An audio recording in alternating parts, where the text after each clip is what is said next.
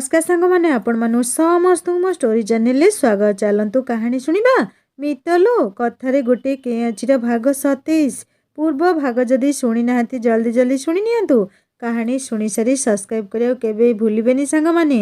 स्नेहा चिठीटी पढ़िबा आगरु पचारला तम हिरो सह कौन कथा हल कुह तापर जाई पढ़िबी। लेखा भाबुची को कथा कहब से एमिति किछि कहिला भली कौन कथा अछि जे से ताकू कहब।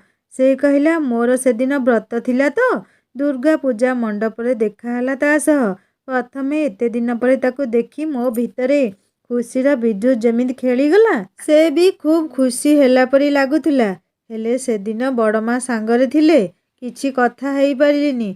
से संध्यारे आम घर को आसिला तापरे आउ कौन मु पढ़ुथिली सेतेबेले से मो पाखरे चेयर पकई बसिला।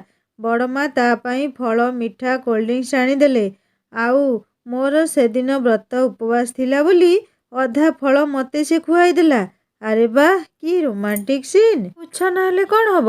अरे कारण तो आग सुन मोर उपवास थिला से मो आगरे खाइले ता पेट काटिब तो सेइथिपाई मते खुआइला बोली कहला। लेखा तमे खूब लकी से तुमको खूब भल पाती पेट काटिबा बहाना रे उपवास रे काले तुमको भोक हेउथो भाभी खुआई भी गले लकी ना छेनागुड़। तापरे कुह।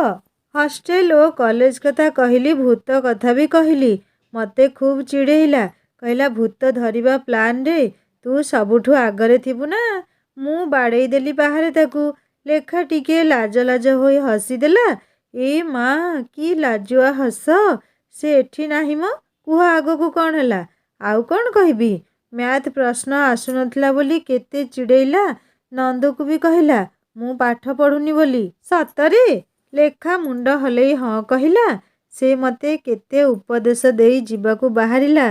मु पचाली आउ किछि कहबू कि से कहला आउ किछि रहीगला कि कहला समय आसिले सबु हेबो। से आम घर गेट जाए जाई पुणी फेरी आसिला मते पाखरे आसी कहला पढ़ा समय याडू सियाडू आईकी भाबुछु समय सह सबु हेबो व्यस्त हेबुनी एति कही से चलीगला। आउ कौन बास एतिकी तो एतिकी कौन म आउ किछि कथा नहीं। स्नेहा किछि समय चुप रही कहला तमको आजी खूब ईर्षा होची मते। आजिर दुनिया रे एमिति पिला खूब कम से तमको खूब भल पाती सांग समय आसिले कहिबे बोली से बार बार कहउचंती। रुह एबे तम हिरोंकर चिठीटी पढ़िबा। एबे स्नेहा रंजन चिठीटी खोली पढ़िबा को आरंभ कला। डियर लेखा काली तोते बहु दिन पर देखी लागिला तू हॉस्टेल ठीक रे खाउनु कि पाठ भी पढ़ुनु कौन होईची तोर। मुह भी सुखिला दिसुथिला मैथ क्वेश्चन भी तते आसुनथला। तू मते कहिछु एथर मोठू तू अधिक मार्क आणु बोली एमिति पढ़िले हबनी कहूची देखे। आसिला बेले काहींकी मुह सुखेइथिलु जे तोर छळ छळ आखि सुखिला मुह देखिले मते जमा भल लागेनी बोली तू तो जानिछु। समय आसिले ना मन देई पाठ पढ़ुथुबु देह जत्न नेबु फालतू कथारे मुंड पुरेइबु नहीं। एबे रहुछि रंजन। लेखा कहला पढ़िल तो केमिति उपदेश भरा चिठीटी मोर प्रथम लव लेटर एति कही लेखा हसी पकेइला। स्नेहा किंतु रंजन समझदारी को प्रशंसा न करी रही पारु नथिला। लेखार हस देखी स्नेहा कहला कहली परा तमे खूब लकी तमको रंजन परी पिला मिलिछि। से केते बुझिबार कथा लेखिचंती नहेले पिला तो आउ कौन कौन लेखि दियंती। हौ हौ मु खूब लकी मुहरे हस फुटेई कहला लेखा। चल जीवा रूम को कालीठु पुणी सेई कॉलेज ट्यूशन कहला स्नेहा।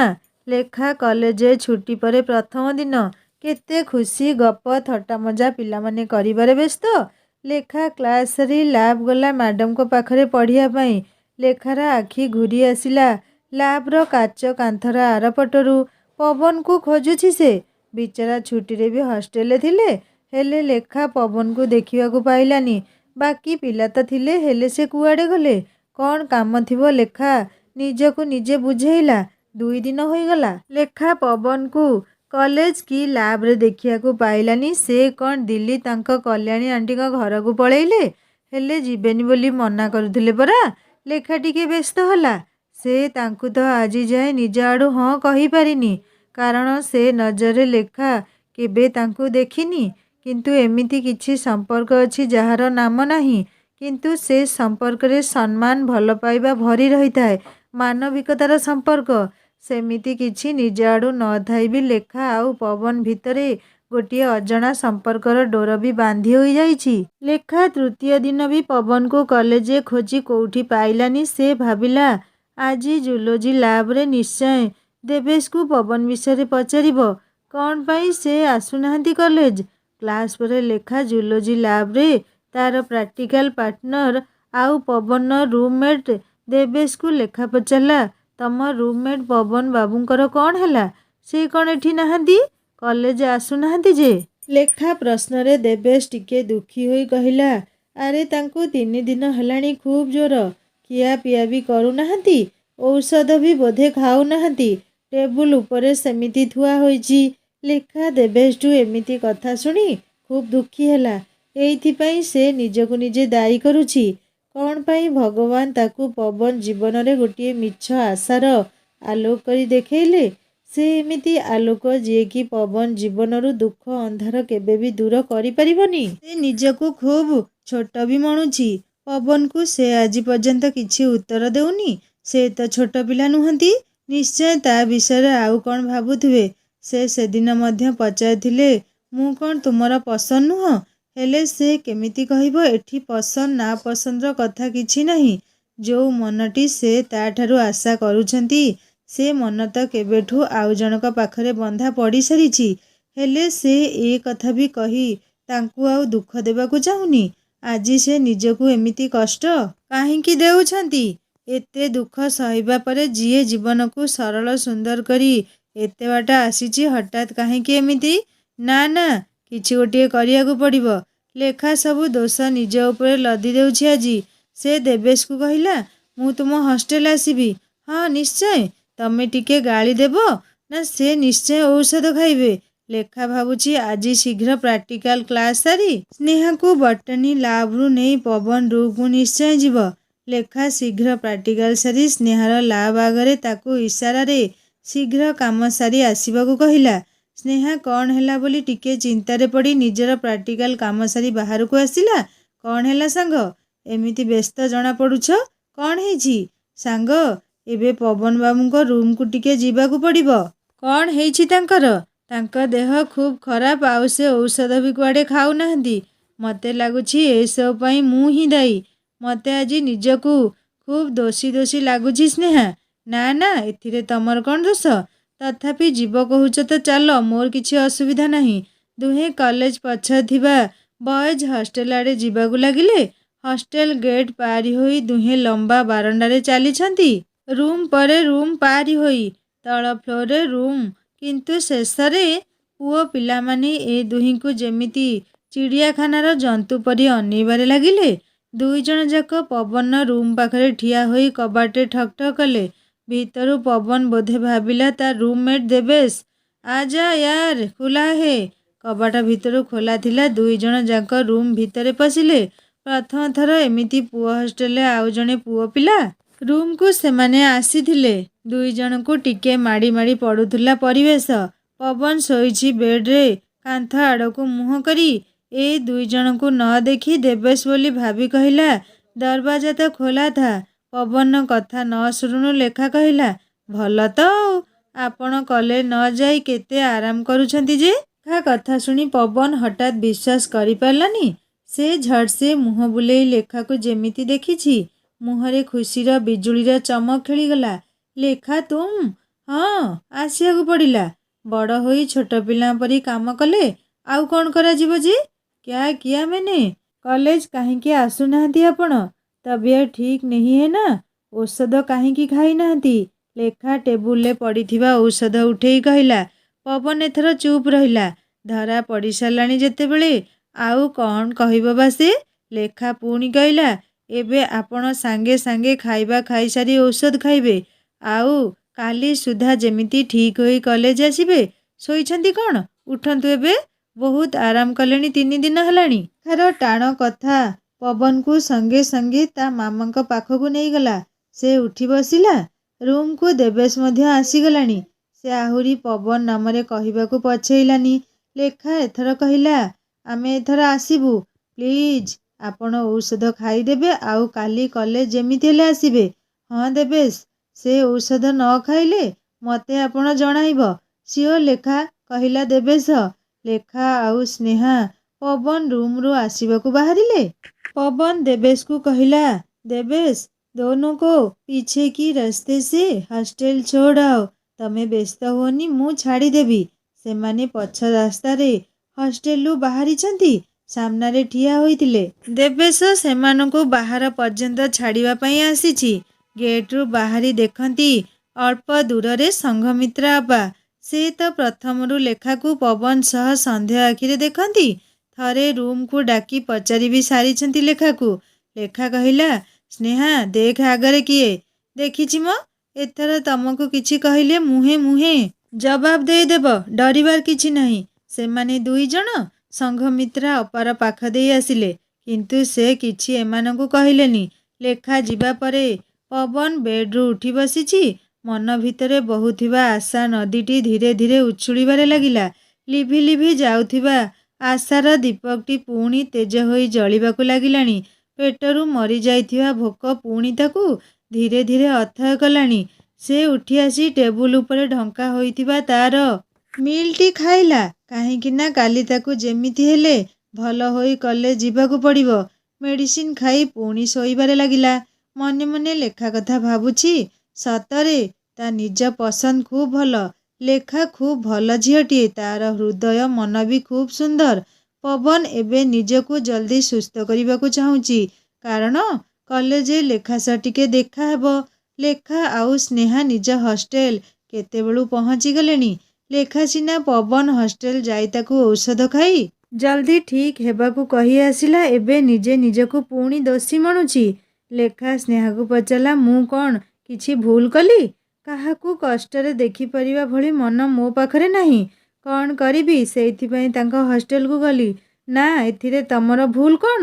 ରଞ୍ଜନ କଥା କହିଦେବି ବୋଲି ଭାବେ, କିନ୍ତୁ ମନ ପୁଣି କହେ ସେ କଷ୍ଟ ପାଇବେ, ନିଜ ସହ କିଛି ଅନ୍ୟାୟ କରିବେ। ଚୁପ୍ ରହିଯାଏ। ହେଲେ ମୋ ଆତ୍ମା ମୋତେ ଖୁବ୍ ଧିକ୍କାର କରୁଛି। ଏ ବି ଏକ ପ୍ରକାର ଛଳନା, ପ୍ରତାରଣା। ମୁଁ ତାଙ୍କ ଭାବନା ସହ ଖେଳୁଛି ସାଙ୍ଗ। କାହାର ଭଲ ପାଇଁ ମଙ୍ଗଳ ପାଇଁ କୁହାଯାଇଥିବା ମିଛ ସତଠୁ ବି ଆହୁରି ପୁଣ୍ୟମୟ। ତମେ କିଛି ଭୁଲ କରୁନ। ପବନ 2 ଥର ଔଷଧ ଖାଇସାରିଛି। ରାତିରେ ତାକୁ ଖୁବ୍ ଆରାମ ବି ଲାଗୁଛି। ଦେହର ବେମାରିଠୁ ମନର ବେମାରି ବହୁତ କଷ୍ଟଦାୟକ। ମନ ବେମାରିଟି ଲେଖାର 2 ପଦ କଥାରେ ପବନଠୁ ଦୂରେଇ ବି ଗଲାଣି। ସେ ଏବେ ସୁସ୍ଥ ମଣୁଛି ନିଜକୁ। ଲେଖାକୁ ମନେ ପକାଇ ନିଜେ ନିଜେ ଖୁବ୍ ଆମୋଦିତ ବି ହେଉଛି।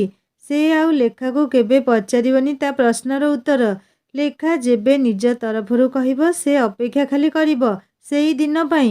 ରାତିରେ ପବନ ଲେଖାକୁ ନେଇ ସ୍ୱପ୍ନର ମହଲଟିଏ ଗଢ଼ି ଖୁବ୍ ସୁଖ ନିଦ୍ରାଟିଏ ଗଲା।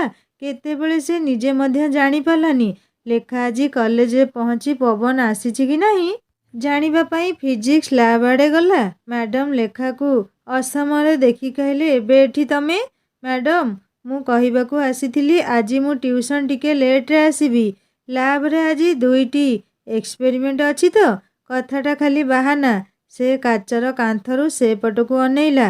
ପବନକୁ ଦେଖି ଲେଖା ଓଠରେ ହସ 2 ଧାର ଖେଳିଗଲା। ପବନ ବି ଏଇ ପାଖରେ ଲେଖାକୁ ଦେଖି ଖୁବ୍ ଖୁସି ହୋଇଗଲା। ଲେଖା ତାହେଲେ ତାକୁ ଦେଖିବାକୁ ଆସିଛି। ଲେଖା ପବନକୁ ଦେଖି ମନେ ମନେ ଭଗବାନଙ୍କୁ ଧନ୍ୟବାଦ ଜଣାଇଲା। ଯାହା ହେଉ, ସେ ତା କଥା ମାନି ଔଷଧ ଖାଇ ଠିକ୍ ହୋଇ କଲେଜ ପୁଣି ଆସିଛନ୍ତି। ଲେଖା ପୁଣି ନିଜ କ୍ଲାସକୁ ଫେରି ଆସିଲା। ଏବେ ପବନ ନିଜକୁ ଖୁବ୍ ଖୁସିରେ ରଖିବାକୁ ଚେଷ୍ଟା କରୁଛି।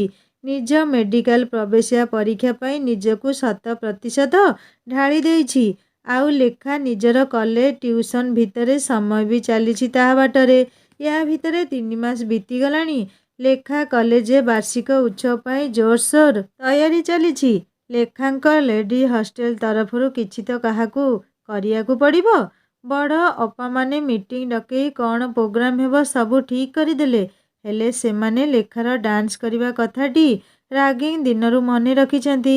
ତେଣୁ ଲେଖାକୁ ଆନୁଆଲ ଡେରେ ସୋଲୋ ଡ୍ୟାନ୍ସ କରିବାକୁ ପଡ଼ିବ ବୋଲି ସେମାନେ ତା ନାମ ଲେଖିଦେଲେ। ଲେଖା ଯେତେ ମନା କଲା କେହି କିଛି ବି ଶୁଣିଲେ ନାହିଁ। ଆରେ ଚିନ୍ତା ନାହିଁ, ତମେ ଭଲ ନାଚ ଜାଣିଛ। ଆଉ ଜଣେ ନାଚ ମାଷ୍ଟର ଆସିବେ ଶିଖେଇ ଦେବେ। ଡରୁଛ କ'ଣ ପାଇଁ? ଲେଖାକୁ ଜଣେ ଅପା ସାନ୍ତ୍ୱନା ଦେଇ କହିଲେ, ଲେଡିଜ୍ ହଷ୍ଟେଲ ତରଫରୁ ଗୋଟେ ଛୋଟ ନାଟକ ଆଉ ଲେଖାର ଡାନ୍ସ ହିଁ ପରିବେଷଣ ପାଇଁ ଠିକ୍ ହୋଇଛି। ଏବେ ସବୁଦିନ ଜଣେ ନାଚ ଟିଚର ସନ୍ଧ୍ୟାରେ ହଷ୍ଟେଲ ଆସି ନାଚ ଗୀତ ନାଟକ ସବୁ ଶିଖେଇ ଯାଉଛନ୍ତି। ଲେଖାର ନାଚ ଦେଖି ସେ ସାର୍ ପଚାରିଲେ, ତମେ ଆଗରୁ ନାଚ ଶିଖିଛ କି? ନା ସାର୍, ଏମିତି ଆଉ। ନ ଶିଖିବି, ଖୁବ୍ ଭଲ ନାଚୁଛ ତୁମେ। ଲେଖାକୁ ଗୋଟେ ହିନ୍ଦୀ ଗୀତ ଉପରେ ଡାନ୍ସ କରିବାର ଅଛି, ସେଇ ରାଧା ଭୂମିକାରେ। ବାସ୍ ଖାଲି ଗୀତ ଅଲଗା ଆଉ ହିନ୍ଦୀରେ।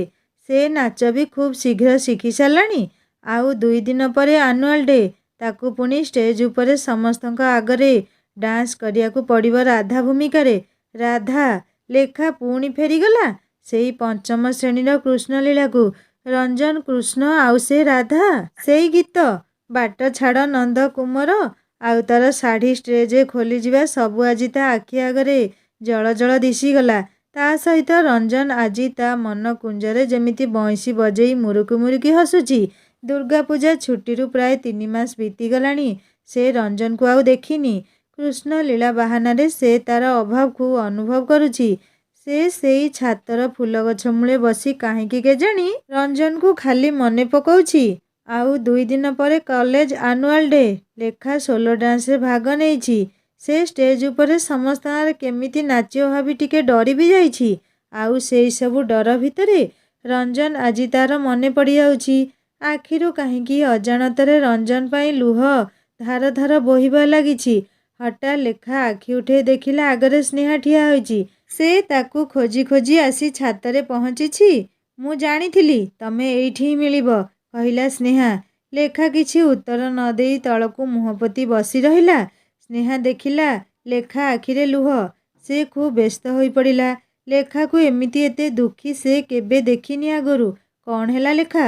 କାହିଁକି କାନ୍ଦୁଛ? କିଏ କ'ଣ କହିଲା କି? କୁହ ଜଲ୍ଦି। ଲେଖା ମୁଣ୍ଡ ହଲେଇ ମନା କଲା। ତ ଏତେ ଲୁହ ଆଖିରୁ ବହି ଚାଲିଛି ପୁଣି ମନା କରୁଛ? କୁହ ଶୀଘ୍ର କ'ଣ ହେଇଛି ତୁମର? ସ୍ନେହା ଏମିତି ଲେଖାକୁ ପଚାରିବାରୁ ଲେଖା କହିଲା, ଆଜି କାହିଁକି ରଞ୍ଜନ ଖୁବ୍ ମନେ ପଡ଼ୁଛି। ଲାଗୁଛି ସେ ଯେମିତି ମୋଠୁ ଦୂରେଇ ଯାଉଛି। ନିଜ ଅଜାଣତରେ ମୋତେ ଖୁବ୍ କାନ୍ଦିବାକୁ ଇଚ୍ଛା ହେଉଛି। ବହୁ ଦିନ ହେଲାଣି ତାକୁ ଦେଖିନି କି ଫୋନରେ କଥା ବି ହେଇନି। ଆଚ୍ଛା, ତାହେଲେ ଆଜି ହିରୋ କଥା ବହୁତ ମନେ ପଡ଼ୁଛି ହିରୋଇନର। ଆରେ କାହିଁକି ବ୍ୟସ୍ତ ହେଉଛ? ବେଳେବେଳେ ନିଜର ଅତି ପ୍ରିୟ ଜିନିଷ ହଜିଯିବା ଭୟ ହିଁ ମଣିଷ ମନରେ ଅସୁରକ୍ଷିତ ଭାବନା ଜାତ କରାଏ। ତମେ ରଞ୍ଜନ ପାଇଁ ସବୁବେଳେ ବ୍ୟସ୍ତ ରହୁଛ, ତା ପାଇଁ ଚିନ୍ତା କରୁଛ ତ ସେଇଥିପାଇଁ। ଲେଖା କିଛି ନ କହି ସେମିତି ମୁହଁ ପୋତି କାନ୍ଦିବାରେ ଲାଗିଲା। ସ୍ନେହା ଲେଖାର ଏମିତି ଅବସ୍ଥା ଦେଖି ଚିନ୍ତାରେ ପଡ଼ିଲା। କ'ଣ ଟିକେ ଭାବି ସେ କହିଲା, ତମ ହିରୋ ସହ ଦେଖା କରିବାକୁ ଚାହୁଁଛ କି? ଲେଖା ଏଥର ମୁହଁ ଉଠେଇ ଏକ ସନ୍ଦେହ ନଜରରେ ସ୍ନେହାକୁ ଦେଖିଲା। ଆରେ ହଁ, ମଜା ନୁହଁ, ସିରିୟସଲି କହୁଛି। ସତରେ? କେମିତି ସମ୍ଭବ ଯେ? ଆମର ଆନୁଆଲ୍ ଡେ ପରେ 4 ଦିନ ଛୁଟି ରହୁଛି। ମୋର ମାଉସୀ ଝିଅ ଭଉଣୀ କଟକରେ ରହେ। ଆମେ ଆନୁଆଲ୍ ଡେ ପରଦିନ କଟକ ଯିବା। ତମ ହିରୋଙ୍କ ସହ ଦେଖା କରି ସେଇ ରାତି ମୋ ନାନୀ ଘରେ ରହି ତା ପରଦିନ ଫେରି ଆସିବା। ଭାଇନା ମୁମ୍ବାଇରେ ରୁହନ୍ତି। ନାନୀ ଆଉ ତାର ଛୋଟ ପୁଅଟିଏ।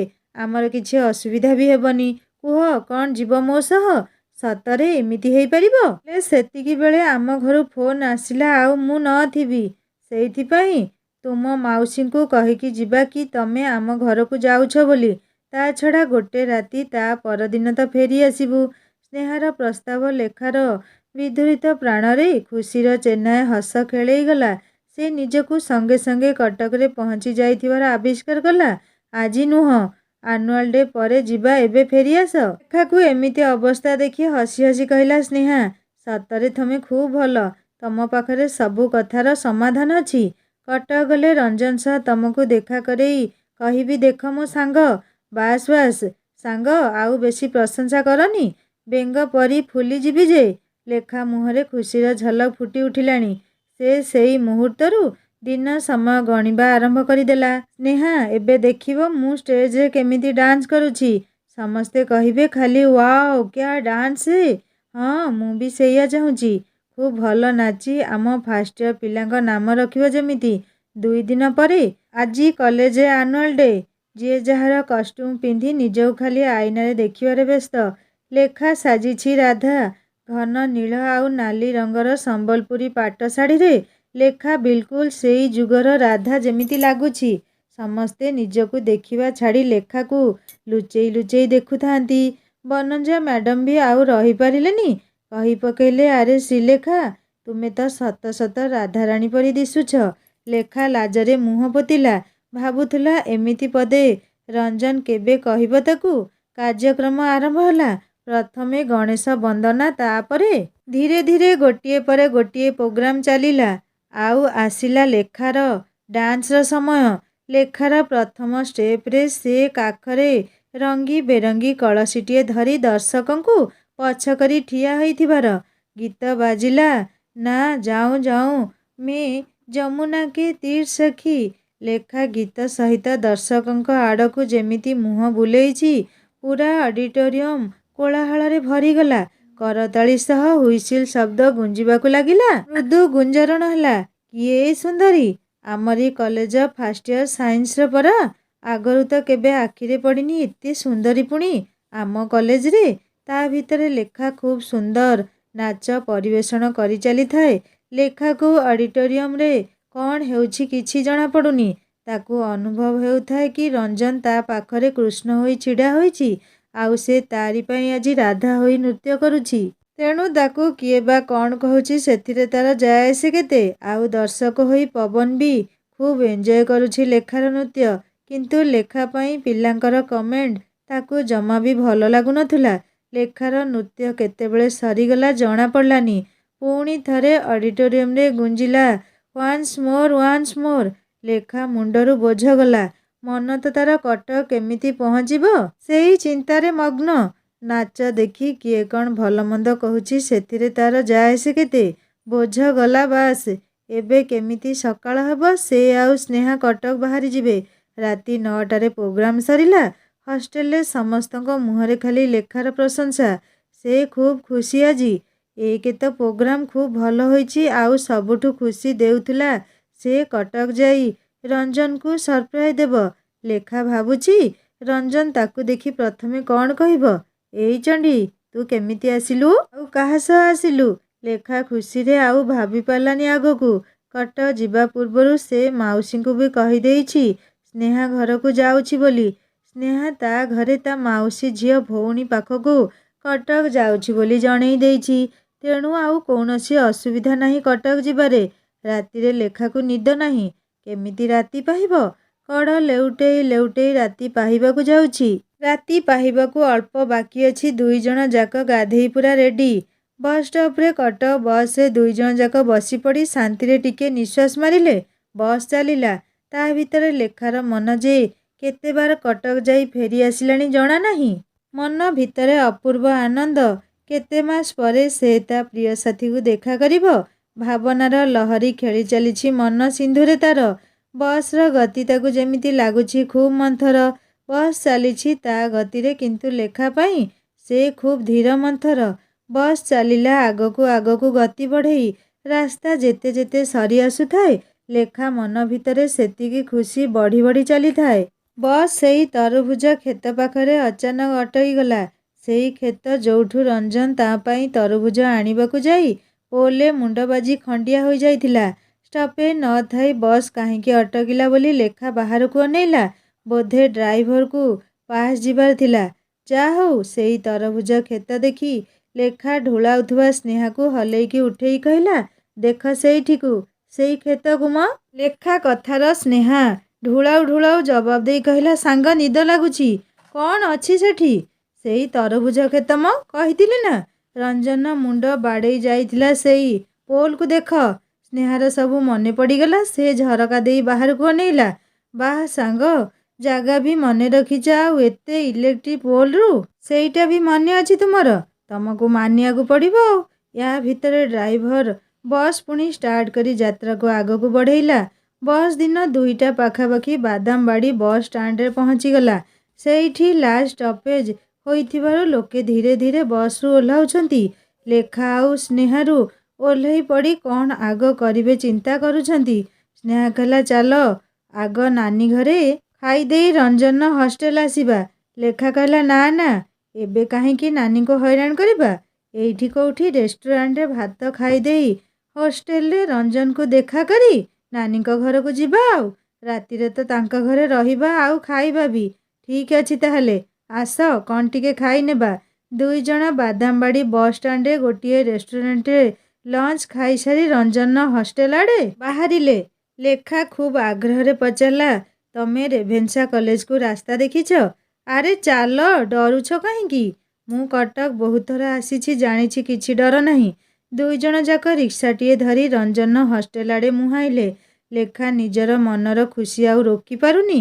ମନେ ମନେ ଭାବୁଛି, ତାକୁ ତା ହଷ୍ଟେଲରେ ଦେଖି ସେ ଆଗ ନିଜ ଆଖିକୁ ବିଶ୍ୱାସ କରିପାରିବନି।